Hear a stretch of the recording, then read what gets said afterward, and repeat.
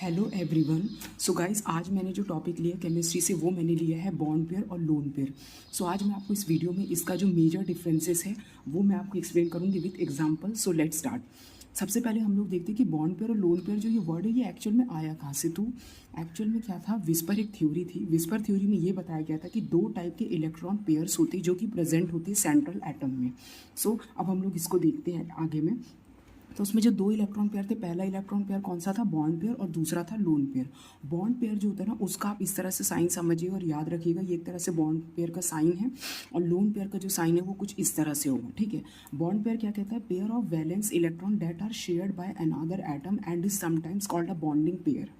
Loan pair क्या कहता है, pair of valence electron that are not shared by another atom and is sometimes called a non bonding pair, जो कि एक unshared electron pair होता है। तो बॉन्ड पेयर का मतलब होता है बेसिकली कि ये अपने इलेक्ट्रॉन पेयर को शेयर करता है, और लोन पेयर जो होता है वो अपने इलेक्ट्रॉन पेयर को कभी भी शेयर नहीं करता।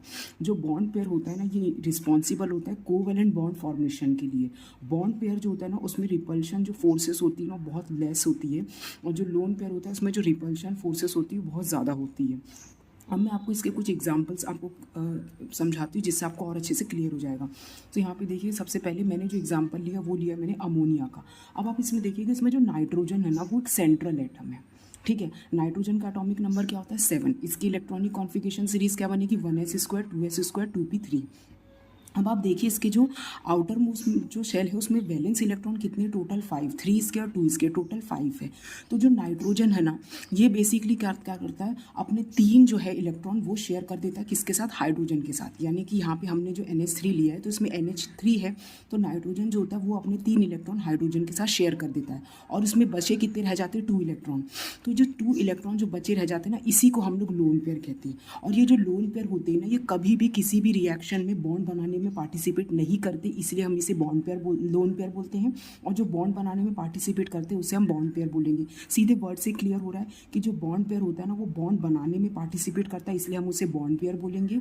और जो किसी भी रिएक्शन में बॉन्ड बनाने में पार्टिसिपेट नहीं करता उसे हम लोन पेयर बोलेंगे। अभी मैंने आपको बताया था इसमें टोटल वैलेंस इलेक्ट्रॉन 5 है, तो आप देखिए 1 2 3 तो ये हो गए जो इसने शेयर किया था। अब 2 बच गए, तो 2 जो होंगे वो इसके क्या हो जाएंगे, लोन पेयर।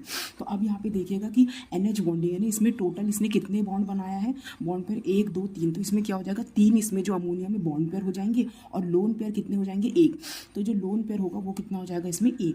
अब इसके बाद दूसरा एग्जाम्पल जो मैंने लिया वो लिया मैंने वाटर का। अब आप देखिएगा इसमें जो हाइड्रोजन जो है ना बेसिकली यहाँ पे मैंने लिया है, इसमें सॉरी यहाँ पे मैंने हाइड्रोजन ले लिया, जबकि इसमें ऑक्सीजन जो है वो इसमें सेंट्रल एटम है।